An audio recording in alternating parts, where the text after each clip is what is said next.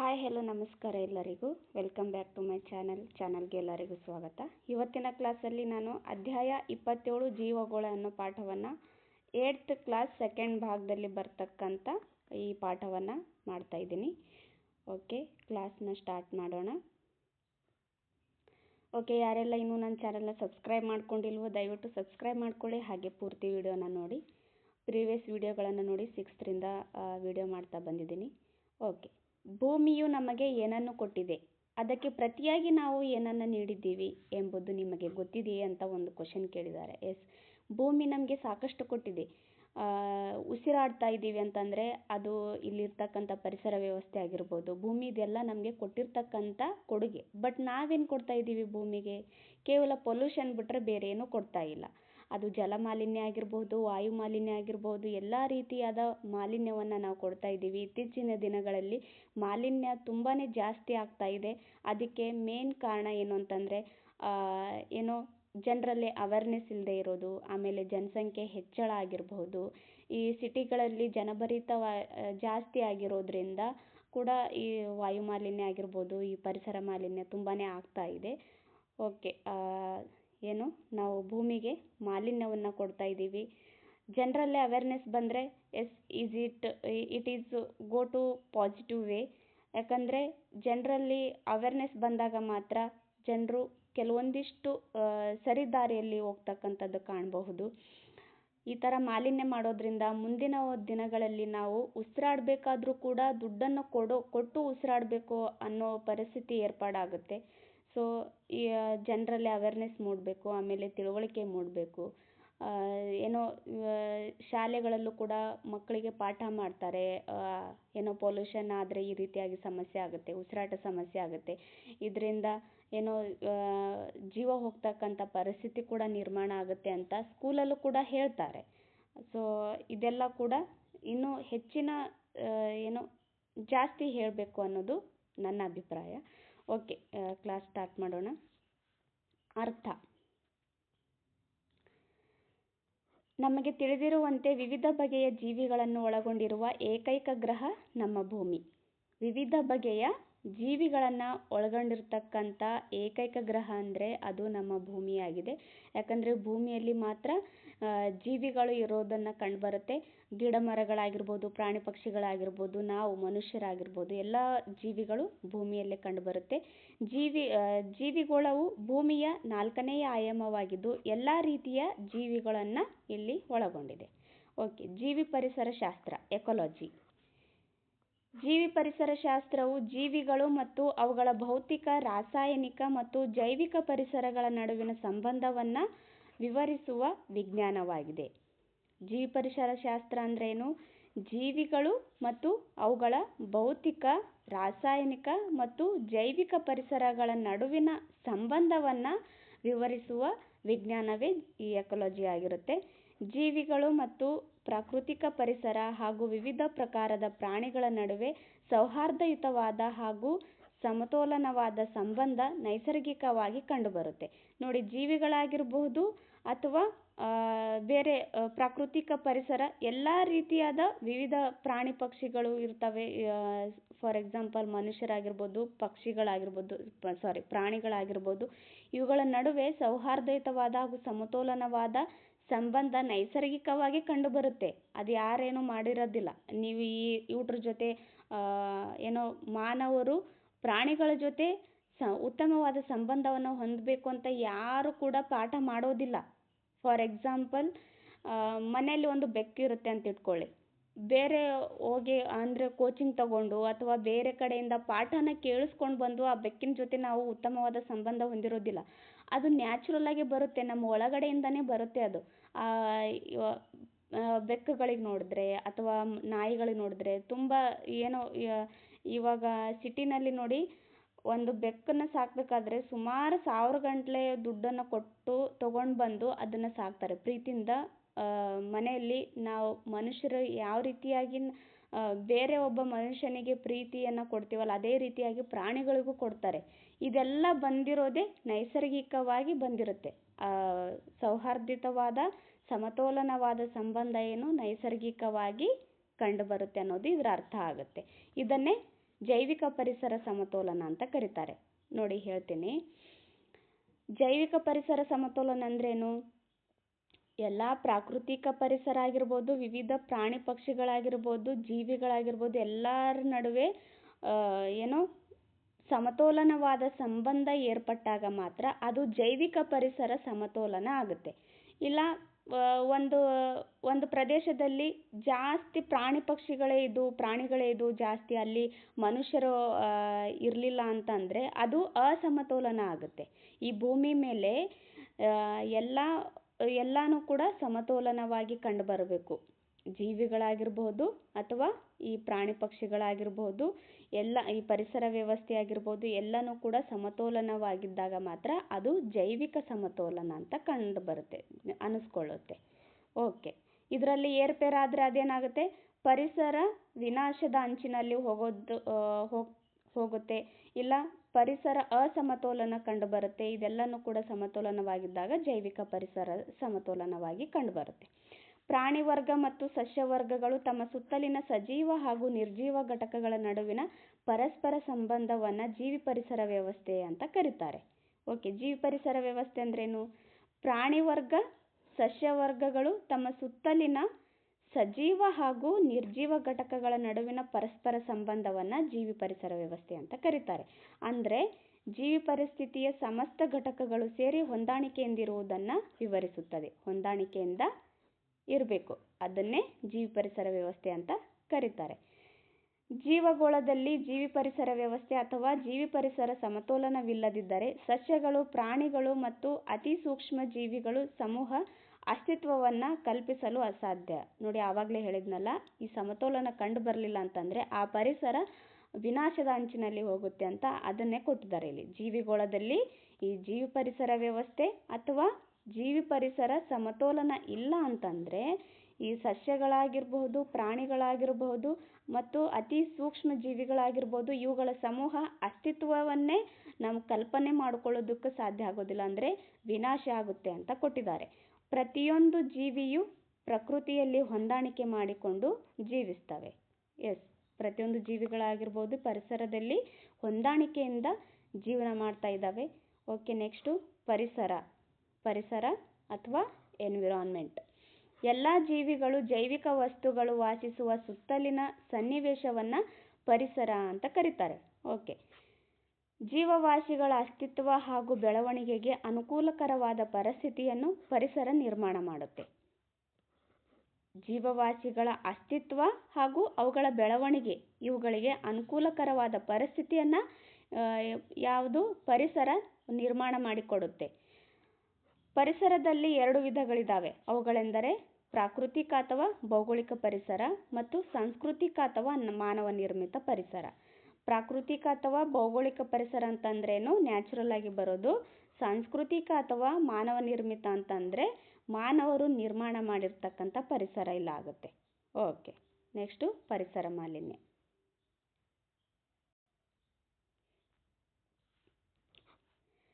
ನಮ್ಮ ಸುತ್ತಮುತ್ತಲಿನ ಪರಿಸರದಲ್ಲಾಗುವ ಅನಪೇಕ್ಷಣೀಯ ಬದಲಾವಣೆಯೇ ಪರಿಸರ ಮಾಲಿನ್ಯ. ನಮ್ಮ ಸುತ್ತಮುತ್ತ ಏನು ಪರಿಸರ ಇರುತ್ತಲ್ಲ, ಅಲ್ಲಿ ನಾವೇನು ಅಪೇಕ್ಷೆ ಮಾಡಿರ್ತೀವೋ ಅದಕ್ಕೆ ವಿರುದ್ಧವಾಗಿ ಏನಾದರೂ ಪರಿಸರದಲ್ಲಿ ಬದಲಾವಣೆಗಳಾದರೆ ಅದಕ್ಕೆ ಪರಿಸರ ಮಾಲಿನ್ಯ ಅಂತ ಕರೀತಾರೆ. ಇದು ಮಾನವನೂ ಸೇರಿದಂತೆ ಜೀವಿಗಳ ಮೇಲೆ ಹಾನಿಕಾರಕ ಪರಿಣಾಮವನ್ನು ಉಂಟು ಮಾಡುವುದು ಹಾಗೂ ಪ್ರತ್ಯಕ್ಷ ಮತ್ತು ಪರೋಕ್ಷವಾಗಿ ಜೀವಿಮಂಡಲದ ಘಟಕಗಳನ್ನು ಬದಲಾಯಿಸುತ್ತದೆ. ನೋಡಿ, ಜೀವಿ ಪರಿಸರ ಮಾಲಿನ್ಯ ಅಂದ್ರೇನು? ಫಾರ್ ಎಕ್ಸಾಂಪಲ್ ನೋಡಿ, ನಾವು ಹೆಚ್ಚಾಗಿ ಕಾರ್ಬನ್ ಡೈಆಕ್ಸೈಡ್, ಮೊನಾಕ್ಸೈಡ್ ಬಿಡುಗಡೆ ಮಾಡೋದ್ರಿಂದ ಏನಾಗುತ್ತೆ? ಜಾಗತಿಕ ತಾಪಮಾನ ಆಗುತ್ತೆ. ಅದರಿಂದ ಸಮುದ್ರ ಮಟ್ಟ ಹೆಚ್ಚಾಗುತ್ತೆ.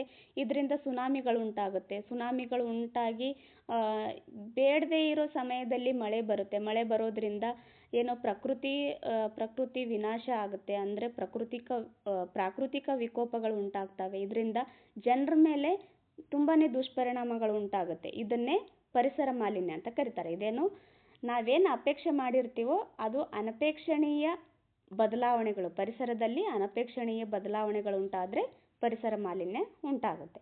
ಇಂದು ಪರಿಸರ ಮಾಲಿನ್ಯವು ಜೀವ ಪರಿಸರವು ಎದುರಿಸುತ್ತಿರುವ ಗಂಭೀರ ಸಮಸ್ಯೆಗಳಲ್ಲಿ ಒಂದಾಗಿದೆ. ಜೀವಿ ಪರಿಸರ ವ್ಯವಸ್ಥೆ ತುಂಬ ಸಮಸ್ಯೆಗಳನ್ನು ಎದುರಿಸ್ತಾ ಇದೆ. ಬಟ್ ಅದರಲ್ಲಿ ತುಂಬ ಗಂಭೀರವಾಗಿರ್ತಕ್ಕಂಥ ಸಮಸ್ಯೆ ಅಂದರೆ ಅದು ಪರಿಸರ ಮಾಲಿನ್ಯ ಆಗಿದೆ.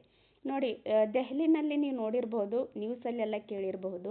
ದೆಹಲಿಯಲ್ಲಿ ಒಂದು ಗುಡ್ಡನೇ ಇದೆ, ಅದು ಫುಲ್ ಎಲ್ಲ ಪೂರ್ತಿ ಕಸದಿಂದಾನೇ ಆವರಿಸ್ಕೊಂಡಿದೆ. ಅಂದರೆ ಕಸನೇ ತಗೊಂಡೋಗಿ ಅಲ್ಲಿ ಗುಡ್ಡೆ ಹಾಕಿ ಹಾಕಿ ಒಂದು ಗುಡ್ಡನೇ ಆಗಿಬಿಟ್ಟಿದೆ. ಅದು ಪ್ರತಿ ರಾತ್ರಿ ಎಲ್ಲ ಕಸ ಸುಡ್ತಾರೆ, ಮತ್ತು ಬೆಳಿಗ್ಗೆ ಆದಾಗ ಮತ್ತೆ ಎಷ್ಟು ಕಸ ಸುಟ್ಟಿರ್ತಾರೋ ಅದಕ್ಕೆ 2 ಪಟ್ಟು ಕಸ ಅಲ್ಲಿ ನಿರ್ಮಾಣ ಆಗಿರುತ್ತೆ. ಈ ರೀತಿಯಾದ ಪರಿಸರ ಮಾಲಿನ್ಯದಿಂದ ಏನಾಗುತ್ತೆ, ಇದು ಗಂಭೀರವಾದ ಸಮಸ್ಯೆ ಆಗಿ ಪರಿಣಮಿಸುತ್ತೆ. ಇದಕ್ಕೆ ಕಾರಣವಾದ ಅಂಶಗಳೆಂದರೆ ಅಧಿಕ ಜನಸಂಖ್ಯೆ, ಕೈಗಾರಿಕೀಕರಣ, ನಗರೀಕರಣ, ಸಂಪನ್ಮೂಲ ದುರ್ಬಳಕೆ, ಅತಿಯಾಗಿ ವಾಹನಗಳನ್ನು ಬಳಸೋದು ಇತ್ಯಾದಿ. ನೋಡಿ, ಜನಸಂಖ್ಯೆ ಹೆಚ್ಚಾದಂಗೆ ಅವರ ಬೇಡಿಕೆಗಳು ಹೆಚ್ಚಾಗುತ್ತೆ, ಹಾಗೆ ಕೈಗಾರಿಕೆಗಳು ನಿರ್ಮಾಣ ಆಗ್ತವೆ. ಇವರು ಜನಸಂಖ್ಯೆ ಹೆಚ್ಚಾದಂಗೆ ಅವರ ಬೇಡಿಕೆಯನ್ನು ಪೂರೈಕೆ ಮಾಡೋದಕ್ಕೆ ಕೈಗಾರಿಕೆಗಳು ನಿರ್ಮಾಣ ಆಗ್ತವೆ, ಹಾಗೆ ನಗರೀಕರಣಗಳು ಕೂಡ ಹೆಚ್ಚಾಗ್ತವೆ. ಯಾಕಂದರೆ ಹೆಚ್ಚಿನ ಜನಸಂಖ್ಯೆ ತಮ್ಮ ಮೂಲಭೂತ ಸೌಕರ್ಯ ಎಲ್ಲಿ ಜಾಸ್ತಿ ಸಿಗುತ್ತೋ ಅಂತಲ್ಲಿ ನೆಲೆಸೋದಕ್ಕೆ ಪ್ರಯತ್ನ ಮಾಡ್ತಾರೆ. ನಗರದಲ್ಲಿ ಎಲ್ಲ ಮೂಲಭೂತ ಸೌಕರ್ಯಗಳು ಈಸಿಯಾಗಿ ಸಿಗೋದ್ರಿಂದ ಎಷ್ಟೋ ಜನ ಗ್ರಾಮೀಣ ಪ್ರದೇಶದವರು ಕೂಡ ನಗರದಲ್ಲಿ ಹೋಗಿ ವಾಸ ಮಾಡ್ತಾರೆ. ಯಾಕಂದರೆ ಒಳ್ಳೆ ವಿದ್ಯಾಭ್ಯಾಸ ಆಗಿರ್ಬೋದು, ಒಳ್ಳೆಯ ಆರೋಗ್ಯ ಕೇಂದ್ರಗಳಾಗಿರ್ಬೋದು ಎಲ್ಲ ನಗರಗಳಲ್ಲಿ ಸಿಗೋದ್ರಿಂದ ಅವ್ರೇನು ಮಾಡ್ತಾರೆ, ಜಾಬ್ ಮಾಡೋರಾಗಿರ್ಬೋದು ಅಥವಾ ಬೇರೆ ಒಂದೇನೋ ಬಿಸ್ನೆಸ್ ಮಾಡೋರಾಗಿರ್ಬೋದು, ಅವ್ರೇನು ಮಾಡ್ತಾರೆ, ನಗರಗಳಲ್ಲಿ ಶಿಫ್ಟ್ ಆಗ್ತಾರೆ. ಮಕ್ಕಳಿಗೆ ಒಳ್ಳೆ ವಿದ್ಯಾಭ್ಯಾಸ ಕೊಡೋದಕ್ಕೋಸ್ಕರ, ಆರೋಗ್ಯ ಸಮಸ್ಯೆನ ಕಾಪಾಡ್ಕೊಳ್ಳೋದಕ್ಕೋಸ್ಕರ, ಆರೋಗ್ಯವನ್ನು ಕಾಪಾಡ್ಕೊಳ್ಳೋದಕ್ಕೋಸ್ಕರ ಇವರೆಲ್ಲ ಏನು ಮಾಡ್ತಾರೆ, ನಗರಗಳಲ್ಲಿ ವಾಸ ಮಾಡೋದಕ್ಕೆ ಸ್ಟಾರ್ಟ್ ಮಾಡ್ತಾರೆ. ಇದರಿಂದ ಏನಾಗುತ್ತೆ, ನಗರೀಕರಣ ಜಾಸ್ತಿ ಆಗುತ್ತೆ. ಹಾಗೆ ಸಂಪನ್ಮೂಲಗಳ ದುರ್ಬಳಕೆ. ಸಂಪನ್ಮೂಲಗಳು ನಮ್ಮ ಬಳಕೆನ ಯಾವ ಒಂದು ಅತಿ ಮೂಲ ಅವಶ್ಯಕತೆ ಇರುತ್ತೋ ಅದನ್ನು ಮಾತ್ರ ಪೂರೈಸೋಕ್ಕೋಸ್ಕರ ಇರಬೇಕೇ ಹೊರತು ಅದನ್ನು ದುರ್ಬಳಕೆ ಮಾಡ್ಕೊಳ್ಳೋ ಹಾಗಿರಲ್ಲ. ಬಟ್ ಇದೇನಾಗುತ್ತೆ, ಸಂಪನ್ಮೂಲಗಳನ್ನು ಅತಿಯಾಗಿ ದುರ್ಬಳಕೆ ಮಾಡ್ತಾ ಇದ್ದಾರೆ. ಹಾಗೆ ಅತಿಯಾದ ವಾಹನಗಳ ಬಳಕೆ. ನೋಡಿ, ಒಂದು ಮನೆಯಲ್ಲಿ ಒಂದು 4ರಿಂದ 5 ಜನ ಸದಸ್ಯರು ಇರ್ತಾರೆ ಅಂತ ಇಟ್ಕೊಳ್ಳಿ. ಮಹಿಳಾ ಸದಸ್ಯರು ಜಾಸ್ತಿ ವಾಹನಗಳನ್ನು ಬಳಸೋದಿಲ್ಲ. ಎಲ್ಲೋ ಒಂದು 10% ಅಥವಾ 20% ಯೂಸ್ ಮಾಡ್ಬೋದು ಒಂದು ಕುಟುಂಬದಲ್ಲಿ. ಬಟ್ ಅತಿಯಾಗಿ ಯೂಸ್ ಮಾಡೋದು ಅಂತಂದರೆ ಗಂಡು ಮಕ್ಕಳು ಅಂತಲೇ ಇಟ್ಕೊಳ್ಳಿ. ನಾನಿಲ್ಲಿ ಜೆಂಡರ್ನ ಇದು ಮಾಡ್ತಾ ಇಲ್ಲ ಅಥವಾ ಲಿಂಗ ತಾರತಮ್ಯ ಮಾಡ್ತಾ ಇಲ್ಲ. ಏನಕ್ಕೆ ಹೇಳ್ತಾ ಇದ್ದೀನಿ ಅಂದರೆ, ಹಳ್ಳಿಗಳಲ್ಲಿ ನೋಡ್ಕೊಂಡ್ಬೇಡಿ. ಹಳ್ಳಿಗಳಲ್ಲಿ ಎಷ್ಟೋ ಜನ ಒಂದು ಮನೆಯಲ್ಲಿ ಏನಿಲ್ಲ ಅಂತಂದರೆ 2ರಿಂದ 3 ಬೈಕ್ಗಳಿರ್ತವೆ. ಅಂದರೆ ಪ್ರತಿಯೊಬ್ಬರಿಗೂ ಒಂದೊಂದು ಬೈಕ್. ಈ ಥರ ಹಳ್ಳಿಯಲ್ಲೇ ಇಷ್ಟಿದೆ ಅಂತಂದಮೇಲೆ ನಗರಗಳಲ್ಲಿ ಕಾಮನ್ ಆಗಿ ಜಾಸ್ತಿ ಇರುತ್ತೆ. ಯಾಕಂದರೆ ಅಲ್ಲಿ ಜಾಸ್ತಿ ಸಂಪತ್ತನ್ನು ಅವರು ಜಾಸ್ತಿ ದುಡಿತಾ ಇರ್ತಾರೆ. ಆವಾಗ ಅವ್ರಿಗೆ ಏನು ಕಂಡು ಬರೋದಿಲ್ಲ ಈ ರೀತಿಯಾದ ವ್ಯಯ ಮಾಡೋದಕ್ಕೆ. ಮನೆಗೆ 2-3 ಕಾರ್ಗಳಿರ್ತವೆ ಅಥವಾ 2-3 ಬೈಕ್ಗಳಿರ್ತವೆ. 1 ಕಿಲೋಮೀಟರ್ ಹೋಗಬೇಕಾದ್ರೂ ನಗರಗಳಲ್ಲಿ ತುಂಬಾ ಯೂಸ್ ಆಗೋದು ಅಂತಂದರೆ ನಗರಗಳಲ್ಲಿ ಯೂಸ್ ಆಗುತ್ತೆ. ಯಾಕಂದರೆ 1 ಕಿಲೋಮೀಟರ್ ಹೋಗಬೇಕಾದ್ರೂ ಅವರಿಗೆ ನಡ್ಕೊಂಡು ಹೋಗೋದಕ್ಕೆ ಸಾಧ್ಯ ಆಗೋದಿಲ್ಲ. ಆಯಾಸ, ಸುಸ್ತು ಅಂತಾರೆ, ಅಷ್ಟು ನಾಜೂಕಾಗಿ ಬೆಳೆದಿರ್ತಾರೆ ನಗರಗಳಲ್ಲಿ. ಆ ರೀತಿಯಾಗಿ ಅತಿಯಾದ ವಾಹನಗಳು ಬಳಸೋದ್ರಿಂದನೂ ಕೂಡ ಏನಾಗುತ್ತೆ, ಪರಿಸರ ಮಾಲಿನ್ಯ ಉಂಟಾಗುತ್ತೆ. ಇವುಗಳು ಸಸ್ಯವರ್ಗ, ಪ್ರಾಣಿ ವರ್ಗ ಮತ್ತು ಮಾನವ ಜೀವಿಗಳ ಜೀವನ ಕ್ರಮದಲ್ಲಾಗುವ ಬದಲಾವಣೆಯ ಮೇಲೆ ತುಂಬಾ ಪ್ರಭಾವ ಬೀರುತ್ತೆ. ಕೈಗಾರಿಕೀಕರಣದಿಂದ ಮತ್ತು ಈ ವಾಹನಗಳ ಬಳಕೆಯಿಂದ ಏನು ಹೊಗೆಯನ್ನು ಬಿಡ್ತಾರಲ್ಲ, ಅದರಿಂದ ತುಂಬಾ ಶ್ವಾಸಕೋಶದಂತಹ ಆರೋಗ್ಯ ಸಮಸ್ಯೆ ಮೇಲೆ ಪರಿಣಾಮ ಬೀರುತ್ತೆ. ಇಂತಹ ಪರಿಸರ ಮಾಲಿನ್ಯಗಳು ಈ ಮಾನವ ಜೀವಿಗಳ ಜೀವನ ಕ್ರಮದಲ್ಲಿ ಬದಲಾವಣೆ ಉಂಟು ಮಾಡ್ತವೆ. ಇದರಿಂದ ಅವರ ಆರೋಗ್ಯ ಮೇಲೆ ಪರಿಣಾಮ ಬೀರುತ್ತೆ. ಮಾಲಿನ್ಯವನ್ನುಂಟು ಮಾಡುವ ವಸ್ತುಗಳಿಗೆ ಮಾಲಿನ್ಯಕಾರಕಗಳು ಅಂತ ಕರೀತಾರೆ.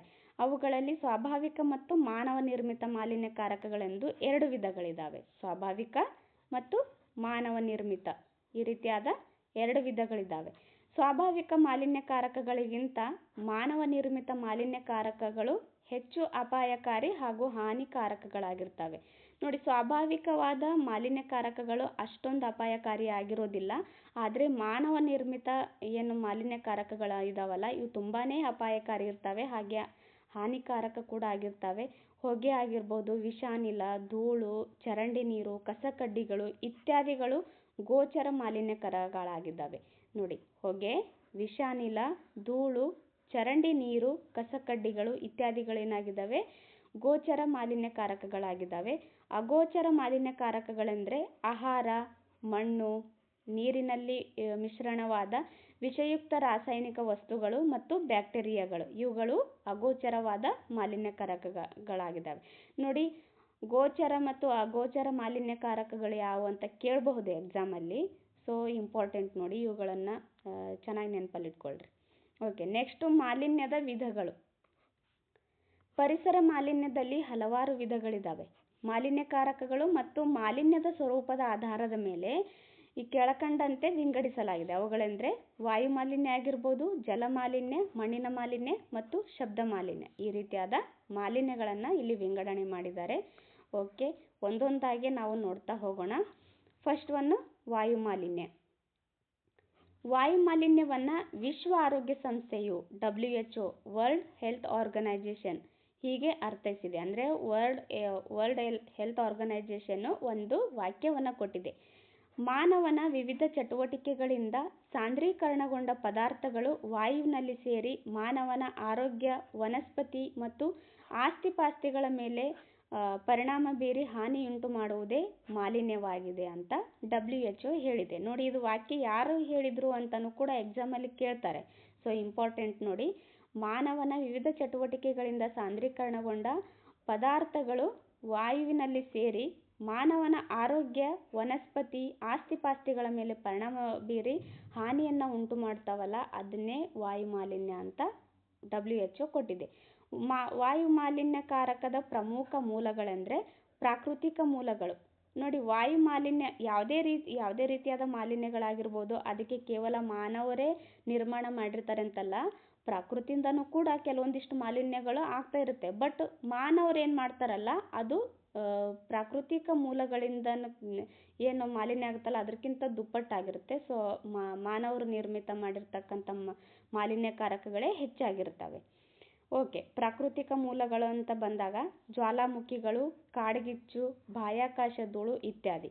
ಜ್ವಾಲಾಮುಖಿಯಿಂದನೂ ಕೂಡ ಧೂಳು ಉಂಟಾಗುತ್ತೆ, ಕಾಡ್ಗಿಚ್ಚಿನಿಂದ ಕೂಡ ಹೊಗೆ ಉಂಟಾಗುತ್ತೆ, ಬಾಹ್ಯಾಕಾಶ ಏನು ಧೂಳು ಬಿಡುತ್ತಲ್ಲ ಅದು ಎಲ್ಲದರಿಂದನೂ ಇವೇನಾಗುತ್ತೆ ಪ್ರಾಕೃತಿಕ ಮೂಲಗಳಿಂದ ವಾಯು ಮಾಲಿನ್ಯ ಉಂಟಾಗ್ತವೆ. ನೆಕ್ಸ್ಟ್ ಮಾನವ ನಿರ್ಮಿತ ಮೂಲಗಳು. ಕೈಗಾರಿಕೆಗಳಿಂದ, ಗೃಹ ಬಳಕೆಯಿಂದ, ವಾಹನಗಳಿಂದ, ಗಣಿಗಾರಿಕೆಯಿಂದ, ಅಣುಶಕ್ತಿ ಘಟಕಗಳಿಂದ, ಅಣುಸ್ಫೋಟನೆ ಇತ್ಯಾದಿ ಬಿಡುಗಡೆಯಾಗುವ ಅನಿಲಗಳು ಇವೇನಾಗಿರ್ತವೆ ಮಾನವ ನಿರ್ಮಿತ ಮೂಲಗಳಿಂದ ಆಗ್ತಕ್ಕಂಥ ಮಾಲಿನ್ಯಗಳು ಆಗಿದ್ದಾವೆ. ಓಕೆ, ನೆಕ್ಸ್ಟು ಬಹುಮುಖ್ಯವಾದ ಮಾಲಿನ್ಯಕಾರಕಗಳು. ಇಂಗಾಲದ ಡೈಆಕ್ಸೈಡ್, ಇಂಗಾಲದ ಮಾನಾಕ್ಸೈಡ್, ಗಂಧಕದ ಆಕ್ಸೈಡ್, ಸಾರಜನಕದ ಆಕ್ಸೈಡ್, ಕ್ಲೋರೋಫ್ಲೋರೋಕಾರ್ಬನ್ CFC ಅಂತ ಕರೀತಾರೆ ಇದಕ್ಕೆ ಶಾರ್ಟ್ ಆಗಿ. ಹೈಡ್ರೋಕಾರ್ಬನ್ಗಳು. ವಾಯು ಮಾಲಿನ್ಯದಿಂದಾಗುವ ಪ್ರಮುಖ ಪರಿಣಾಮಗಳೆಂದರೆ ಹವಾಮಾನ ಮತ್ತು ವಾಯುಗುಣ ಪರಿಸ್ಥಿತಿಯ ವ್ಯತ್ಯಾಸ, ಓಝೋನ್ ಕ್ಷೀಣತೆ, ಹಸಿರುಮನೆ ಪರಿಣಾಮ, ಭೂಮಂಡಲ ಬಿಸಿಯಾಗುವಿಕೆ, ಮಾನವನ ಆರೋಗ್ಯದ ಮೇಲೆ ಪರಿಣಾಮ, ಉಸಿರಾಟ ವ್ಯವಸ್ಥೆಯಲ್ಲಿ ತೊಂದರೆ, ಸಸ್ಯಗಳು ಹಾಗೂ ಪ್ರಾಣಿ ವರ್ಗಗಳ ಜೀವನದ ಮೇಲೆ ಪರಿಣಾಮ ಮೊದಲಾದವುಗಳು ಮಾಲಿನ್ಯಗಳಿಂದ ಆಗ್ತಕ್ಕಂಥ ಪರಿಣಾಮಗಳನ್ನು ನೋಡಬಹುದು. ನೋಡಿ, CFC ಇವೆಲ್ಲ ಹಿಂದೆ ಎಕ್ಸಾಮಲ್ಲಿ ಕೇಳಿದ್ದಾರೆ ನೋಡಿ. ಇಂಗಾಲದ ಡೈಆಕ್ಸೈಡ್ ಆಗಿರ್ಬೋದು, ಇಂಗಾಲದ ಮಾನಾಕ್ಸೈಡ್ ಆಗಿರ್ಬೋದು, ಗಂಧಕದ ಡೈಆಕ್ಸೈಡ್ ಆಗಿರಬಹುದು, ಸಾರಜನಕದ ಆಕ್ಸೈಡ್, ಕ್ಲೋರೋಫ್ಲೋರೋಕಾರ್ಬನ್ ಇವೆಲ್ಲ ಮಾಲಿನ್ಯಕಾರಕಗಳು ಯಾವುವು ಅಂತ ಹಿಂದೆ ಎಕ್ಸಾಮಲ್ಲಿ ಕೇಳಿದರು. ಸೊ ಇವೆಲ್ಲನೂ ಕೂಡ ಕಾರಣಗಳು ನೋಡಿ, ನೋಡ್ಕೊಂಡ್ಬಿಡಿ. ಓಕೆ, ಈ ಎಲ್ಲ ಕಾರಣಗಳಿಂದ ಏನೆಲ್ಲ ಪರಿಣಾಮಗಳಾಗ್ತವೆ ಅಂತ ಕೇಳಿದಾಗ ಹವಾಮಾನ ಮತ್ತು ವಾಯುಗುಣ ಪರಿಸ್ಥಿತಿಯಲ್ಲಿ ತುಂಬಾ ವ್ಯತ್ಯಾಸ ಆಗುತ್ತೆ. ಓಝೋನ್ ಪದರು ಕ್ಷೀಣತೆ ಉಂಟಾಗುತ್ತೆ. ಓಝೋನ್ ಪದರು ಕ್ಷೀಣಿಸ್ತಾ ಬಂದಾಗೆ ಮಾನವರಾಗಿರ್ಬೋದು, ಪ್ರಾಣಿಗಳಿಗಾಗಿರ್ಬೋದು ಚರ್ಮ ರೋಗ ಜಾಸ್ತಿ ಉಂಟಾಗುತ್ತೆ. ಹಾಗೆ ಹಸಿರುಮನೆ ಪರಿಣಾಮದಿಂದ ಯಥೇಚ್ಛವಾಗಿ ಮಳೆ ಸುರಿಸುತ್ತೆ. ಹಾಗೆ ಏನು ಈ ತಾಜ್ ಮಹಲ್ ಇರ್ಬೋದು, ತಾಜ್ ಮಹಲ್ ಸ್ವಲ್ಪ ಬಣ್ಣ ಹೋಗ್ತಾ ಬಂದಿದೆಯಲ್ಲ, ಅದು ಹಸಿರುಮನೆ ಪರಿಣಾಮದಿಂದ ಏನು ಮಳೆ ಸುರಿಯುತ್ತಲ್ಲ ಅದರಿಂದ ಉಂಟಾಗಿದೆ. ಓಕೆ, ನೆಕ್ಸ್ಟು ಭೂಮಂಡಲ ಬಿಸಿ ಆಗುತ್ತೆ. ಆಮೇಲೆ ಮಾನವನ ಆರೋಗ್ಯದ ಮೇಲೆ ಪರಿಣಾಮ ಬೀರುತ್ತೆ.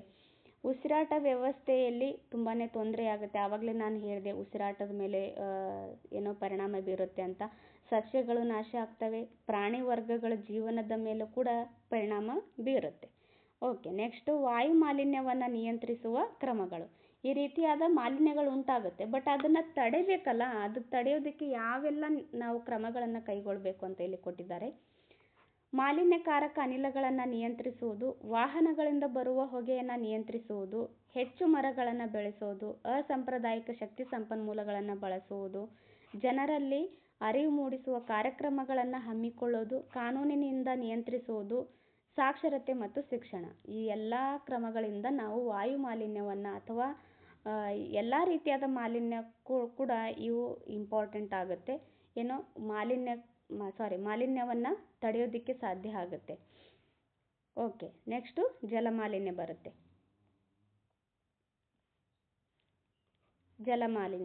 ಜಲಮಾಲಿನ್ಯವೆಂದರೆ ಮಾನವ ಮತ್ತು ಜಲಚರಗಳ ಜೀವನೋಪಾಯದ ಮೇಲೆ ಅನರ್ಥ ಪರಿಣಾಮವನ್ನುಂಟು ಮಾಡುವಷ್ಟು ನೀರಿನ ಭೌತಿಕ, ರಾಸಾಯನಿಕ ಮತ್ತು ಜೈವಿಕ ಗುಣಲಕ್ಷಣಗಳ ಬದಲಾವಣೆ. ನೀರಿನ ಮಟ್ಟ ಅಂದರೆ ಮಾನವರಿಗೆ ಆಗಿರ್ಬೋದು ಅಥವಾ ಪ್ರಾಣಿಗಳಿಗೆ ಆಗಿರ್ಬೋದು, ಅವರಿಗೆ ಎಷ್ಟು ಅವಶ್ಯಕತೆ ಇದೆಯೋ ಅಷ್ಟು ನೀರನ್ನಿದ್ರೆ ಮಾತ್ರ ಓಕೆ, ಅದು ಜಲಮಾಲಿನ್ಯ ಆಗೋದಿಲ್ಲ. ಬಟ್ ಅದು ತಮ್ಮ ನಿರೀಕ್ಷೆಗೂ ಮೀರಿ ಏನಾದರೂ ನೀರಿನ ಮಟ್ಟ ಅಲ್ಲಿ ಜಾಸ್ತಿ ಕಂಡು ಬಂತು ಅಂತಂದರೆ ಅದು ಜಲಮಾಲಿನ್ಯ ಆಗುತ್ತೆ. ಜಲಮಾಲಿನ್ಯದ ಪ್ರಮುಖ ಮೂಲಗಳಂದರೆ ನೈಸರ್ಗಿಕ ಮೂಲಗಳಲ್ಲಿ ಮಣ್ಣಿನ ಸವೆತ, ಭೂಕುಸಿತಗಳು, ಜ್ವಾಲಾಮುಖಿ ಸ್ಫೋಟನೆ, ಸಸ್ಯಗಳು ಮತ್ತು ಪ್ರಾಣಿಗಳು ಕ್ಷಯಿಸುವ ಮತ್ತು ಕೊಳೆಯುವ ಕಾರ್ಯಗಳು ಸೇರುತ್ತವೆ. ಜಲಮಾಲಿನ್ಯದ ಪ್ರಮುಖ ಮೂಲಗಳು ಯಾವಂತ ಕೇಳಿದಾಗ ಇವೆಲ್ಲ ಬರೀಬೇಕು ನೋಡಿ. ನೈಸರ್ಗಿಕ ಮೂಲಗಳಲ್ಲಿ ಯಾವಂತಂದರೆ ಮಣ್ಣಿನ ಸವೆತ, ಭೂಕುಸಿತಗಳು, ಜ್ವಾಲಾಮುಖಿ ಸ್ಫೋಟನೆ. ನೋಡಿ, ಇವೆಲ್ಲ ತುಂಬ ಇಂಪಾರ್ಟೆಂಟು. ನಾವು ಗೆಸ್ ಮಾಡಿದರೆ ಇವೆಲ್ಲ ಹೇಳೋದಕ್ಕೆ ಸಾಧ್ಯ ಆಗೋದಿಲ್ಲ. ಜ್ವಾಲಾಮುಖಿ ಸ್ಫೋಟನೆ ಯಾವ ರೀತಿಯಾಗಿ ಜಲಮಾಲಿನ್ಯಕ್ಕೆ ಕಾರಣ ಆಗುತ್ತೆ ಅಂತ ನೀವು ಕೇಳಬಹುದು. ಜ್ವಾಲಾಮುಖಿ ಸ್ಫೋಟನೆ ನೀರಿನ ಮಟ್ಟದಲ್ಲಿ ಜ್ವಾಲಾಮುಖಿ ಉಂಟಾಗೋದ್ರಿಂದ ಸುನಾಮಿಗಳು ಉಂಟಾಗ್ತವೆ. ಸೊ ಅದಕ್ಕೆ ಜ್ವಾಲಾಮುಖಿ ಸ್ಫೋಟನೆ ಕೂಡ ಇಲ್ಲಿ ಕೊಟ್ಟಿದ್ದಾರೆ. ಸಸ್ಯಗಳು ಮತ್ತು ಪ್ರಾಣಿಗಳು ಕ್ಷಯಿಸುವ ಮತ್ತು ಕೊಳೆಯುವ ಕಾರ್ಯಗಳು ಇವೆಲ್ಲ ಕೂಡ ಜಲಮಾಲಿನ್ಯಕ್ಕೆ ಸೇರ್ತವೆ.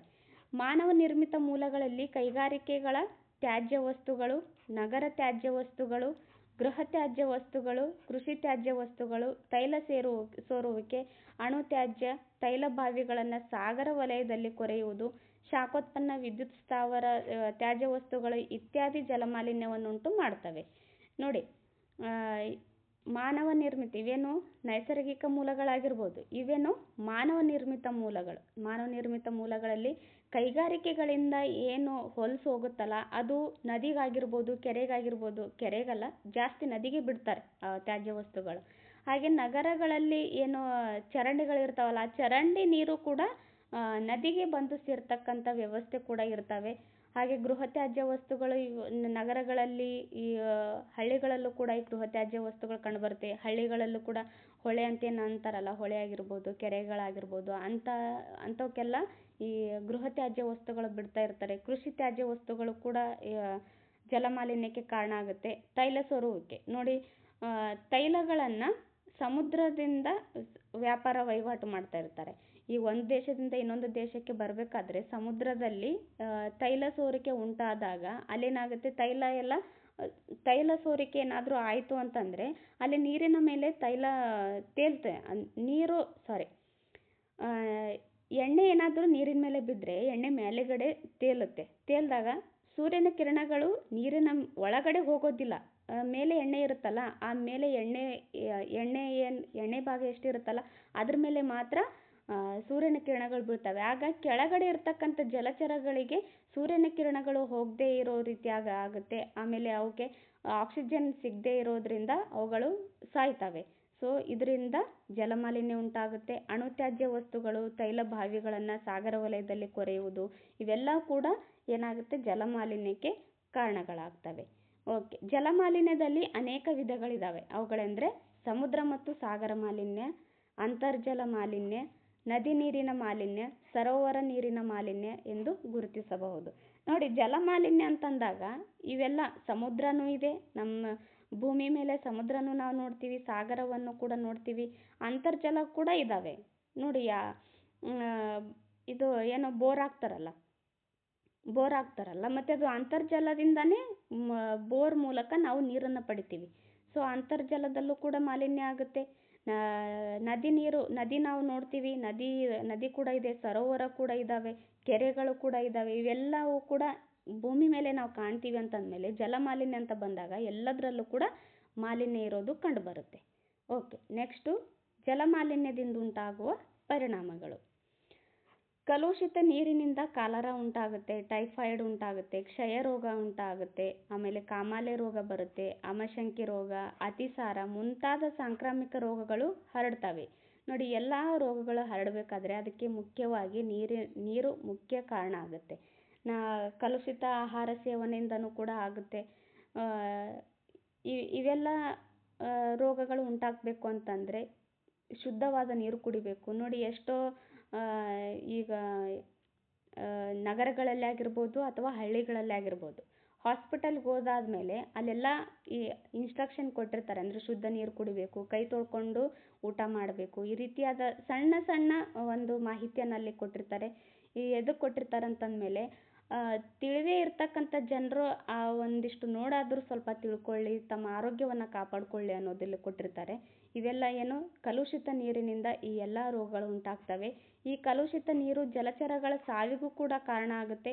ಮಲಿನಗೊಂಡ ನೀರನ್ನು ನೀರಾವರಿಗೆ ಬಳಸಿದರೆ ವ್ಯವಸಾಯದ ಬೆಳೆಗಳಿಗೂ ಕೂಡ ಹಾನಿ ಉಂಟಾಗುತ್ತೆ. ಮಲಿನ ನೀರು ವ್ಯವಸಾಯಕ್ಕೆ ಬಳಸಿದ್ರೆ ಬೆಳೆ ಚೆನ್ನಾಗಿ ಬರೋದಿಲ್ಲ.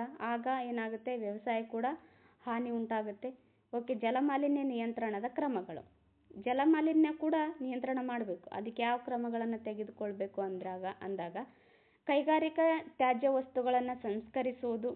ಕೈಗಾರಿಕೆಯಿಂದ ಏನು ತ್ಯಾಜ್ಯ ವಸ್ತುಗಳನ್ನು ನೀರಿಗೆ ಬಿಡ್ತಾ ಇದ್ರಲ್ಲ, ಅದನ್ನು ಸಂಸ್ಕರಣೆ ಮಾಡಬೇಕು, ಸಂಸ್ಕರಿಸುವುದು.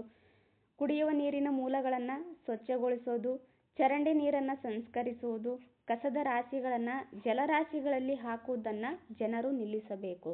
ಇದು ಮೇನ್, ಜನರಲ್ಲಿ ಈ ಅರಿವನ್ನು ಮೂಡಿಸಬೇಕು. ಯಾಕಂದರೆ ಕಸದ ರಾಶಿಗಳನ್ನು ತಗೊಂಡೋಗ್ಬಿಟ್ಟು ನೀರಿಗೆ ಹಾಕಿಬಿಡ್ತಾರೆ. ಅದರಿಂದ ಏನಾಗುತ್ತೆ, ನೀರಿನ ಮಾಲಿನ್ಯ ಜಾಸ್ತಿ ಆಗುತ್ತೆ. ಇಂತಹ ಒಂದು ಕ್ರಮಗಳನ್ನು ಕೈಗೊಳ್ಳಬೇಕು ಅನ್ನೋದು ಇಲ್ಲಿ ಕೊಟ್ಟಿದ್ದಾರೆ. ಓಕೆ, ನೆಕ್ಸ್ಟು ಮಣ್ಣಿನ ಮಾಲಿನ್ಯ.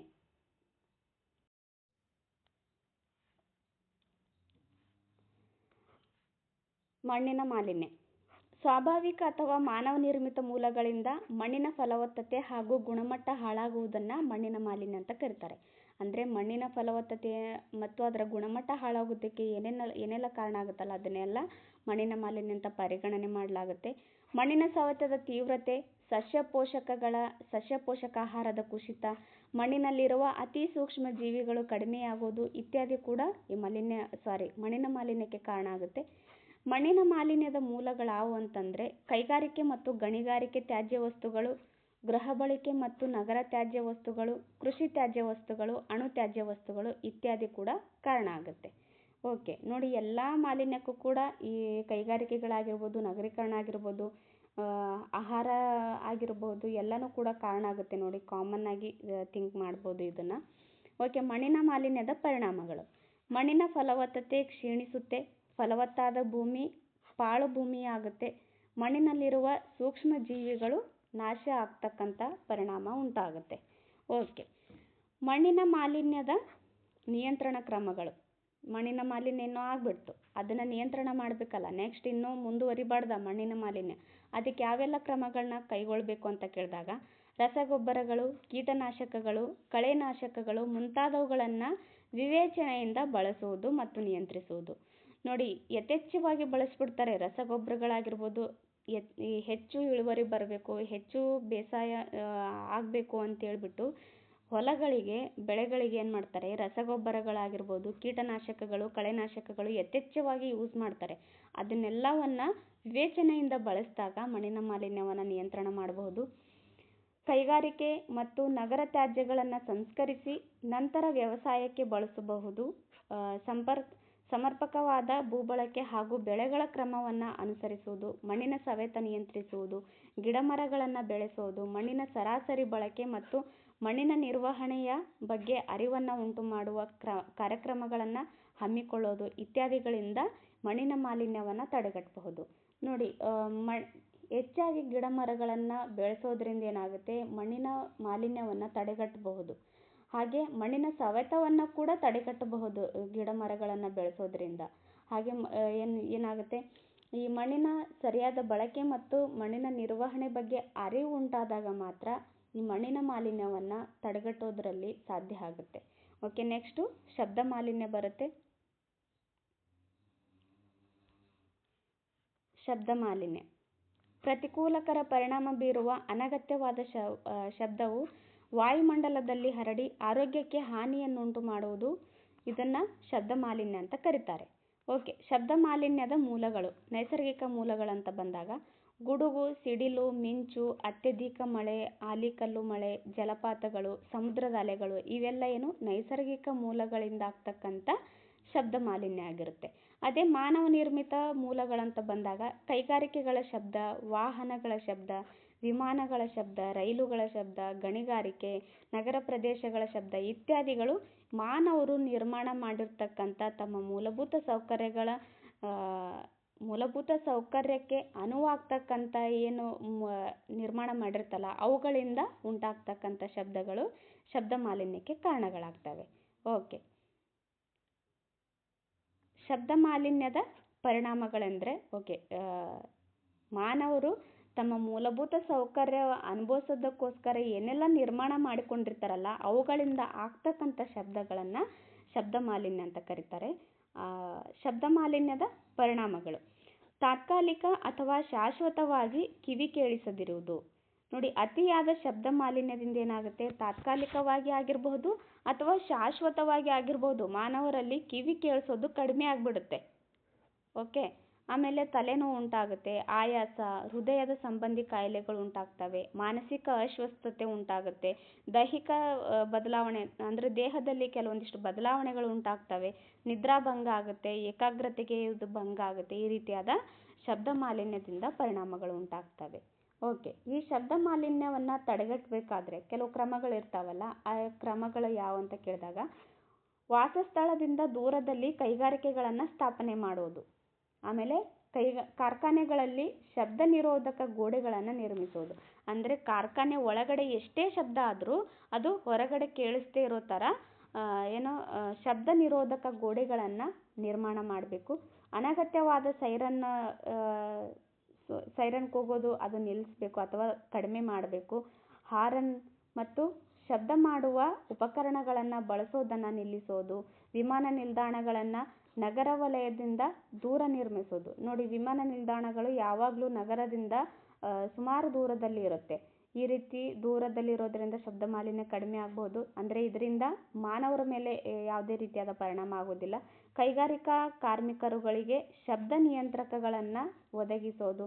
ಆ ಕೈಗಾರಿಕೆಗಳಲ್ಲಿ ಕಾರ್ಮಿಕರು ಕೆಲಸವನ್ನು ಮಾಡ್ತಾ ಇರ್ತಾರಲ್ಲ ಅವರುಗಳಿಗೆ ಶಬ್ದ ನಿಯಂತ್ರಕಗಳನ್ನು ಒದಗಿಸಬೇಕು. ಕರ್ಕಶ ಶಬ್ದವನ್ನುಂಟು ಮಾಡುವ ವಾಹನಗಳನ್ನು ಪರಿಶೀಲಿಸಿ ಕ್ರಮವನ್ನು ಕೈಗೊಳ್ಳೋದು. ಇವೆಲ್ಲ ಏನು ಶಬ್ದ ಮಾಲಿನ್ಯ ತಡೆಗಟ್ಟೋದ್ರಲ್ಲಿ ಕ್ರಮಗಳಾಗಿದ್ದಾವೆ. ಓಕೆ, ನೆಕ್ಸ್ಟು ಜಾಗತಿಕ ತಾಪಮಾನ ಹೆಚ್ಚಳ, ಗ್ಲೋಬಲ್ ವಾರ್ಮಿಂಗ್ ಅಂತ ಕರೀತಾರೆ ಇದಕ್ಕೆ. ಭೂಮಿಯ ಉಷ್ಣಾಂಶವು ದಿನಗಳು ಕಳೆದಂತೆ ನಿಧಾನವಾಗಿ ಹೆಚ್ಚುತ್ತಿದೆ. ದಿನಗಳು ಕಳೆದಂತೆ ಇದು ಕಡಿಮೆ ಆಗಬೇಕು ಭೂಮಿಯ ಉಷ್ಣಾಂಶ, ಬಟ್ ಇದೇನಾಗ್ತಾ ಇದೆ, ಹೆಚ್ಚಾಗ್ತಾನೆ ಇದೆ, ನಿಧಾನವಾಗಿ ಹೆಚ್ಚಾಗ್ತಾ ಇದೆ. ಇತ್ತೀಚಿನ ಕೆಲವು ವರ್ಷಗಳಿಂದ ವಾಯುಮಂಡಲದ ಉಷ್ಣಾಂಶವು ಸ್ವಲ್ಪ ಪ್ರಮಾಣದಲ್ಲಿ ಹೆಚ್ಚಾಗಿದೆ. ಇದನ್ನೇ ಜಾಗತಿಕ ತಾಪಮಾನ ಹೆಚ್ಚಳ ಅಂತ ಕರೀತಾರೆ. ಜಾಗತಿಕ ತಾಪಮಾನದ ಹೆಚ್ಚಳ ಯಾವ ರೀತಿಯಾಗಿ ಆಗುತ್ತೆ, ಭೂಮಿಯ ಉಷ್ಣಾಂಶವು ದಿನ ಕಳೆದಂತೆ ಏನಾಗುತ್ತೆ, ನಿಧಾನವಾಗಿ ಹೆಚ್ಚಾಗುತ್ತೆ. ಇದರಿಂದ ಜಾಗತಿಕ ತಾಪಮಾನ ಉಂಟಾಗುತ್ತೆ. ಅಂದರೆ ಭೂಮಿಯಲ್ಲಿ ಉಷ್ಣಾಂಶ ಹೆಚ್ಚಾಗಿ ಅದೇನಾಗುತ್ತೆ, ಜಾಗತಿಕ ತಾಪಮಾನಕ್ಕೆ ಕಾರಣ ಆಗುತ್ತೆ. ಈ ಹೆಚ್ಚಳಕ್ಕೆ ಹಸಿರುಮನೆ ಪರಿಣಾಮ ಕಾರಣವಾಗಿದ್ದು ಇದರಿಂದ ವಾಯುಮಂಡಲದ ವಲಯಗಳು ಬದಲಾವಣೆ ಹೊಂದುತ್ತಿವೆ. ಹಿಮನದಿಗಳು ಕರಗುತ್ತಿವೆ ಮತ್ತು ಸಮುದ್ರದ ನೀರಿನ ಮಟ್ಟವು ಹೆಚ್ಚುತ್ತಿದೆ. ಉದಾಹರಣೆಗೆ ಹಿಮಾಲಯ, ಆರ್ಕ್ಟಿಕ್ ಹಾಗೂ ಅಂಟಾರ್ಕ್ಟಿಕಾಗಳಲ್ಲಿ ಈಗಾಗಲೇ ಹಿಮರಾಶಿಯು ಕರಗುತ್ತಿದೆ. ಅಂದರೆ ಹಿಮಾಲಯದಲ್ಲಿ ಏನು ಹಿಮ ಐತಲ್ಲ ಅದೇನಾಗುತ್ತೆ, ವಾಯುಮಂಡಲದ ಉಷ್ಣಾಂಶದಿಂದಾಗಿ ಹಿಮ ಕರಗ್ತಾ ಬರುತ್ತೆ. ಹಾಗೆ ಆರ್ಕ್ಟಿಕ್ ವೃತ್ತ ಆಗಿರ್ಬೋದು, ಆರ್ಕ್ಟಿಕ್ ಮತ್ತು ಅಂಟಾರ್ಕ್ಟಿಕಾಗಳಲ್ಲೂ ಕೂಡ ಈ ಹಿಮರಾಶಿ ಕರಗುವಿಕೆ ಕಾಣಬಹುದು. ಯಾಕಂದರೆ ಇತ್ತೀಚಿನ ದಿನಗಳಲ್ಲಿ ಜಾಗತಿಕ ತಾಪಮಾನ ಹೆಚ್ಚಾಗ್ತಿರೋದ್ರಿಂದ ಈ ರೀತಿಯಾದ ಪರಿಣಾಮಗಳು ಉಂಟಾಗ್ತಾ ಇದ್ದಾವೆ. ಓಕೆ, ನೆಕ್ಸ್ಟು ಹಸಿರುಮನೆ ಪರಿಣಾಮ. ಗ್ರೀನ್ ಹೌಸ್ ಎಫೆಕ್ಟ್ ಅಂತಲೂ ಕೂಡ ಕರೀತಾರೆ ಇಂಗ್ಲೀಷಲ್ಲಿ. ಭೂಮಿಯು ಸೂರ್ಯನಿಂದ ಶಕ್ತಿಯನ್ನು ವಿಕಿರಣಗಳ ರೂಪದಲ್ಲಿ ಪಡೆಯುವುದು. ಹೀಗೆ ಪಡೆದ ಶಕ್ತಿಯಲ್ಲಿ ಬಹಳಷ್ಟನ್ನು ಭೂಮಿಯು ಪ್ರತಿಫಲಿಸುವುದು. ಈ ಕ್ರಿಯೆಗಳಿಂದಾಗಿಯೇ ಭೂಮಿಯು ಪಡೆಯುವ ಹಾಗೂ ಪ್ರತಿಫಲಿಸುವ ಶಕ್ತಿಯ ನಡುವಿನ ಸಮತೋಲನವಿರುವುದು. ಇತ್ತೀಚಿನ ಪಳೆಯುಳಿಕೆ ಇಂಧನಗಳ ಬಳಕೆಯಿಂದ ಹಸಿರುಮನೆ ಅನಿಲಗಳ ಬಿಡುಗಡೆಯೂ ಸಹ ನಿರಂತರವಾಗಿ ಹೆಚ್ಚುತ್ತಿದೆ. ನೋಡಿ, ಪಳೆಯುಳಿಕೆ ಇಂಧನಗಳಿಂದಾಗಿ ಏನಾಗುತ್ತೆ, ಪಳೆಯುಳಿಕೆ ಇಂಧನಗಳ ಬಳಕೆ ಹೆಚ್ಚಾದಂತೆ ಹಸಿರುಮನೆ ಅನಿಲಗಳು ಕೂಡ ಬಿಡುಗಡೆ ಹೆಚ್ಚಾಗಿ ಆಗುತ್ತೆ. ಇದರಿಂದ ನಿರಂತರವಾಗಿ ಹಸಿರುಮನೆ ಪರಿಣಾಮ ಹೆಚ್ಚಾಗ್ತಾನೆ ಬರುತ್ತೆ. ಇಂಗಾಲದ ಡೈಆಕ್ಸೈಡ್ ಮತ್ತು ಇತರೆ ಹಸಿರುಮನೆ ಅನಿಲಗಳು ಭೂಮಿಯಿಂದ ಬಿಡುಗಡೆಯಾಗುವ ಉಷ್ಣಾಂಶವನ್ನು ಹೊರಹೋಗಲು ಬಿಡದೆ ಹೀರಿ ಸಂಗ್ರಹಿಸುವುದರಿಂದ ವಾಯುಮಂಡಲದ ಉಷ್ಣಾಂಶವು ಹೆಚ್ಚಾಗುತ್ತೆ. ನೋಡಿ, ಇಂಗಾಲದ ಡೈಆಕ್ಸೈಡ್ ಇದೆಯಲ್ಲ, ಇಂಗಾಲದ ಡೈಆಕ್ಸೈಡ್ ಮತ್ತು ಇತರೆ ಹಸಿರುಮನೆ ಅನಿಲಗಳು ಇವೇನು ಮಾಡ್ತವೆ, ಭೂಮಿಯಿಂದ ಏನು ಬಿಡುಗಡೆ ಆಗುತ್ತಲ್ಲ ಉಷ್ಣಾಂಶ, ಅದನ್ನು ಹೊರ ಹೋಗೋದಕ್ಕೆ ಬಿಡೋದಿಲ್ಲ. ಅದನ್ನು ಸಂಗ್ರಹಿಸಿ ವಾಯುಮಂಡಲ ಉಷ್ಣಾಂಶ ಹೆಚ್ಚಾಗೋ ಥರ ಮಾಡುತ್ತೆ. ಇದನ್ನೇ ಹಸಿರುಮನೆ ಪರಿಣಾಮ ಅಂತ ಕರೀತಾರೆ. ಇದರಿಂದ ಹೆಚ್ಚಾಗಿ ಮಳೆ ಸುರಿಯುತ್ತೆ. ಭೂಮಿಯಲ್ಲಿ ಅನಪೇಕ್ಷಿತ ಬದಲಾವಣೆಗಳು ಉಂಟಾಗ್ತವೆ. ಓಕೆ, ನೆಕ್ಸ್ಟು ಓಜೋನ್ ಪದರದ ಕ್ಷೀಣತೆ, ಓಜೋನ್ ಲೇಯರ್ ಡಿಪ್ಲೇಷನ್ ಅಂತ ಕರೀತಾರೆ. ವಾಯುಮಂಡಲದ ಸಮೋಷ್ಣ ಮಂಡಲದಲ್ಲಿ ತೆಳುವಾದ ಓಝೋನ್ ಅನಿಲ ಪದರವಿದೆ. ನೋಡಿ, ಇದು ಹಿಂದೆ ಎಕ್ಸಾಮಲ್ಲಿ ಕೇಳಿದ್ರು, ಓಝೋನ್ ಪದರು ಎಲ್ಲಿ ಕಂಡುಬರುತ್ತೆ ಅಂತ. ಇದು ಸಮೋಷ್ಣ ಮಂಡಲದಲ್ಲಿ ಕಂಡುಬರುತ್ತೆ. ಸಮೋಷ್ಣ ಮಂಡಲ ಅಥವಾ ಸ್ಟ್ರಾಟೋಸ್ಫಿಯರ್ ಅಂತ ಕರೀತಾರೆ ಇಂಗ್ಲೀಷಲ್ಲಿ. ಇದು ಸೂರ್ಯನಿಂದ ಪ್ರಸರಿಸುವ ಅತ್ಯಂತ ಅಪಾಯಕಾರಿಯಾದ ನೇರಳಾತೀತ ಅಂದರೆ UV ಅಲ್ಟ್ರಾ ವೈಲೆಟ್ ರೇಸ್ ಅಂತ ಕರೀತಾರೆ. ಈ ಕಿರಣಗಳನ್ನು ಹೀರಿಕೊಂಡು ಭೂಮಿಯ ಮೇಲಿನ ಎಲ್ಲ ಬಗೆಯ ಜೀವಿರಾಶಿಗಳನ್ನು ಸಂರಕ್ಷಣೆ ಮಾಡುತ್ತೆ. ಓಝೋನ್ ಪದರ ಏನು ಮಾಡುತ್ತೆ, UV ಕಿರಣಗಳನ್ನು ಹೀರಿಕೊಂಡು ಭೂಮಿಯ ಮೇಲಿನ ಎಲ್ಲ ಬಗೆಯ ಜೀವಿರಾಶಿಗಳಿಗೆ ಸಂರಕ್ಷಣೆಯನ್ನು ಒದಗಿಸುತ್ತೆ. ನೋಡಿ, ಡೇ ಟೈಮಲ್ಲಿ ಏನೆಲ್ಲ ಬಿಸಿಲನ್ನ ತಡೆ ಹಿಡಿಯುತ್ತಲ್ಲ, ಅದರಿಂದ ಅತಿಯಾದ ಬಿಸಿಲಿನಿಂದ ಪ್ರಾಣಿಗಳು ಅಂದ್ರೆ ಜೀವಿಗಳಿಗೆ ಕಾಪಾಡುತ್ತೆ. ಹಾಗೆ ರಾತ್ರಿ ಟೈಮಲ್ಲಿ ಅದನ್ನು ಬಿಡುಗಡೆ ಮಾಡೋದ್ರಿಂದ ತುಂಬಾ ಶೀತವಾಗಿರ್ತಕ್ಕಂಥ ವಾತಾವರಣವನ್ನು ಸ್ವಲ್ಪ ಮಟ್ಟಿಗೆ ಬೆಚ್ಚಗಿರಿಸೋದಕ್ಕೆ ಟ್ರೈ ಮಾಡುತ್ತೆ. ಇತ್ತೀಚಿನ ವರ್ಷಗಳಲ್ಲಿ ಹವಾನಿಯಂತ್ರಕ ಮೀನ್ಸ್ AC ಅಂದರೆ ಏರ್ ಕಂಡೀಷನರ್ ಅಂತ ಕರೀತಾರೆ. ರೆಫ್ರಿಜಿರೇಟರ್, ಇದು ಸ್ಪ್ರೇಯರ್ ಆಗಬೇಕು ಆ್ಯಕ್ಚುಲಿ ಇದು. ಓಕೆ, ಸುಗಂಧ ದ್ರವ್ಯಗಳ ಬಳಕೆ ಮೊದಲಾದವುಗಳ ಅಪಾರ ಬಳಕೆಯಿಂದ ಕ್ಲೋರೋಫ್ಲೋರೋಕಾರ್ಬನ್ಗಳು ಹೆಚ್ಚಾಗಿ ಬಿಡುಗಡೆಗೊಂಡು ವಾಯುಮಂಡಲದ ಓಝೋನ್ ಪದರನ್ನು ತೆಳುವಾಗಿಸುತ್ತಿದೆ. ನೋಡಿ, AC ಬಳಸ್ತೀವಿ ನಾವು, AC, ಆಮೇಲೆ ಫ್ರಿಡ್ಜ್ಗಳು, ಸ್ಪ್ರೇಗಳು ಮತ್ತು ಸುಗಂಧ ದ್ರವ್ಯ ಅಂದರೆ ಪರ್ಫ್ಯೂಮ್ಗಳನ್ನು ಹೆಚ್ಚಾಗಿ ಬಳಸ್ತಾ ಇದ್ದೀವಲ್ಲ, ಇದರಿಂದ ಏನಾಗುತ್ತೆ, ಕ್ಲೋರೋಫ್ಲೋರೋಕಾರ್ಬನ್ಗಳು ಹೆಚ್ಚಾಗಿ ಬಿಡುಗಡೆ ಆಗುತ್ತೆ. ಇದರಿಂದ ವಾಯುಮಂಡಲದ ಓಝೋನ್ ಪದರನ್ನು ತೆಳುವಾಗಿಸ್ತಾ ಇದೆ. ಅದು ಪೂರ್ತಿಯಾಗಿ ತೆಳುವಾದಾಗ ಅದರಲ್ಲಿ ಹೋಲ್ಸ್ ಕಂಡು ಬರುತ್ತೆ. ಇದರಿಂದ ಓಝೋನ್ ಡಿಪ್ಲೇಷನ್ ಉಂಟಾಗುತ್ತೆ. ಓಕೆ, ಈಗಾಗಲೇ ಅಂಟಾರ್ಕ್ಟಿಕಾ ವಾಯುಮಂಡಲದಲ್ಲಿ ಓಝೋನ್ ಪದರವು ತೆಳುವಾಗಿರುವುದನ್ನು ಕಂಡುಹಿಡಿಯಲಾಗಿದೆ. ಅಂಟಾರ್ಕ್ಟಿಕಾದ ವಾಯುಮಂಡಲದಲ್ಲಿ ಓಝೋನ್ ಪದರು ತೆಳುವಾಗಿರೋದನ್ನು ಕಂಡುಹಿಡಿಯಲಾಗಿದೆ. ಈ ರೀತಿ ಓಝೋನ್ ತೆಳುವಾಗುವಿಕೆಯು ಓಝೋನ್ ಪದರದಲ್ಲಿ ರಂಧ್ರವನ್ನು ಉಂಟು ಮಾಡುತ್ತಿದ್ದು, ಇದನ್ನು ತಡೆಗಟ್ಟುವುದು ಮುಂದಿನ ಪೀಳಿಗೆ ಭೂಮಿಯ ಮೇಲೆ ನಿರಾತಂಕವಾಗಿ ಬದುಕಲು ಅತ್ಯವಶ್ಯಕವಾಗಿದೆ. ಮುಂದಿನ ಪೀಳಿಗೆ ಭೂಮಿಯ ಮೇಲೆ ನಿರಾತಂಕವಾಗಿ ಬದುಕಬೇಕು ಅಂತಂದಾಗ ಈ ಓಝೋನ್ ಪದರನ್ನು ಚೆನ್ನಾಗಿಟ್ಕೋಬೇಕು. ಅದು ಏನಾದರೂ ಡಿಪ್ಲೇಷನ್ ಆಗೋಯಿತು ಅಂತಂದರೆ ಮುಂದಿನ ಪೀಳಿಗೆ ಉಸಿರಾಡೋದಕ್ಕೂ ಕೂಡ ತುಂಬಾ ಕಷ್ಟಕರವಾಗುತ್ತೆ. ಆರೋಗ್ಯವಾಗಿ ಜೀವಿಸಬೇಕಂತಂದ್ರೂ ಕೂಡ ತುಂಬಾ ಕಷ್ಟ ಆಗುತ್ತೆ. ಓಕೆ, ನೆಕ್ಸ್ಟು ಆಮ್ಲ ಮಳೆ ಬರುತ್ತೆ. ಆಮ್ಲ ಮಳೆ, ಆ್ಯಸಿಡ್ ರೇನ್ ಅಂತ ಕರೀತಾರೆ. ಮಳೆಯ ನೀರಿನಲ್ಲಿ ಸಲ್ಫ್ಯೂರಿಕ್ ಆಮ್ಲ ಮತ್ತು ಇಂಗಾಲದ ಮಾನಾಕ್ಸೈಡ್ ಮೊದಲಾದ ಆಮ್ಲಗಳು ಹೆಚ್ಚಾಗಿರೋದನ್ನೇ ಆಮ್ಲ ಮಳೆ ಅಂತ ಕರೀತಾರೆ. ನೋಡಿ, ಆಮ್ಲ ಮಳೆಗೆ ಯಾವ ರಾಸಾಯನಿಕಗಳು ಕಾರಣ ಅಂತ ಕೇಳಿದಾಗ ಇವುಗಳು ಇಂಪಾರ್ಟೆಂಟ್ ನೋಡಿ. ಸಲ್ಫ್ಯೂರಿಕ್ ಆಮ್ಲ, ಆಮೇಲೆ ಇಂಗಾಲದ ಮಾನಾಕ್ಸೈಡ್, ಇವು ಆಮ್ಲ ಮಳೆಗೆ ಹೆಚ್ಚಾಗಿ ಕಾರಣ ಆಗುತ್ತೆ. ಈ ರೀತಿಯ ಮಳೆ ಅತ್ಯಂತ ವಿಷಕಾರಿಯಾಗಿದ್ದು ಜಲಚರಗಳ ನಾಶಕ್ಕೆ ಕೂಡ ಕಾರಣ ಆಗುತ್ತೆ. ಅಲ್ಲದೆ ಆಮ್ಲೀಯ ಮಳೆಯಿಂದ ಅರಣ್ಯಗಳು, ವ್ಯವಸಾಯದ ಬೆಳೆಗಳು, ಕಟ್ಟಡಗಳು, ಸ್ಮಾರಕ ಮೊದಲಾದವುಗಳು ಹಾಳಾಗ್ತವೆ. ಆವಾಗ ನಾನು ಹೇಳಿದ್ನಲ್ಲ, ತಾಜ್ ಮಹಲ್ ಹಸಿರುಮನೆ ಪರಿಣಾಮದಿಂದ ಇದಾಗುತ್ತೆ ಅಂತ. ಸೊ ಅದು ಆಮ್ಲ ಮಳೆಯಿಂದ ಆಗುತ್ತೆ ನೋಡಿ. ಆಮ್ಲ ಮಳೆಯಿಂದಾಗಿ ಏನಾಗುತ್ತೆ, ಕಟ್ಟಡಗಳು ಹಾಳಾಗ್ತವೆ. ಹಾಗೆ ವ್ಯವಸಾಯದ ಬೆಳೆಗಳು ಕೂಡ ನಾಶ ಆಗ್ತಕ್ಕಂಥದ್ದು ನೋಡಬಹುದು. ಅರಣ್ಯಗಳು ಕೂಡ ನಾಶ ಆಗ್ತಾ ಬರುತ್ತೆ. ಆಮ್ಲ ಮಳೆಯನ್ನು ಲೇಕ್ ಕಿಲ್ಲರ್ ಅಂತ ಕರೀತಾರೆ ನೋಡಿ. ಇದು ಹಿಂದೆ ಎಕ್ಸಾಮಲ್ಲಿ ಕೇಳಿದ್ದಾರೆ, ಯಾವುದನ್ನು ಲೇಕ್ ಕಿಲ್ಲರ್ ಅಂತ ಕರೀತಾರೆ ಅಂತ. ಆಮ್ಲ ಮಳೆಯನ್ನು ಲೇಕ್ ಕಿಲ್ಲರ್ ಅಂತ ಕರೀತಾರೆ. ಯುರೋಪ್ ಖಂಡದ ಪೋಲೆಂಡ್, ಚೆಕ್ ಗಣರಾಜ್ಯ ಮತ್ತು ಆಗ್ನೇಯ ಜರ್ಮನಿಯ ಭಾಗಗಳು ಪ್ರಪಂಚದಲ್ಲೇ ಅತಿ ಹೆಚ್ಚು ಆಮ್ಲ ಮಳೆಯ ಪರಿಣಾಮಕ್ಕೆ ತುತ್ತಾಗಿರುವ ಪ್ರದೇಶಗಳಾಗಿರೋದ್ರಿಂದ ಇವುಗಳನ್ನು ಕಪ್ಪು ತ್ರಿಕೋನ ಅಂತ ಕರೀತಾರೆ. ಕಪ್ಪು ತ್ರಿಕೋನ ಅಂದರೆ ಯಾವುವು? ಯುರೋಪ್ ಖಂಡದ ಪೋಲೆಂಡ್ ದೇಶ, ಚೆಕ್ ಗಣರಾಜ್ಯ ಮತ್ತು ಆಗ್ನೇಯ ಜರ್ಮನಿ ಈ ಭಾಗಗಳು ಪ್ರಪಂಚದಲ್ಲಿ ಅತಿ ಹೆಚ್ಚು ಆಮ್ಲ ಮಳೆಗೆ ತುತ್ತಾಗಿರ್ತಕ್ಕಂಥ ಪ್ರದೇಶಗಳು. ಆದ್ದರಿಂದ ಇವುಗಳಿಗೆ ಕಪ್ಪು ತ್ರಿಕೋನ ಅಂತ ಕರೀತಾರೆ. ಓಕೆ, ನೆಕ್ಸ್ಟು ಜೀವವೈವಿಧ್ಯತೆ. ಒಂದು ಭೂಭಾಗದಲ್ಲಿ ಕಂಡುಬರುವ ಎಲ್ಲ ಬಗೆಯ ಸಸ್ಯಗಳು ಹಾಗೂ ಪ್ರಾಣಿ ಪ್ರಭೇದಗಳನ್ನು ಜೀವವೈವಿಧ್ಯತೆ ಅಂತ ಕರೀತಾರೆ.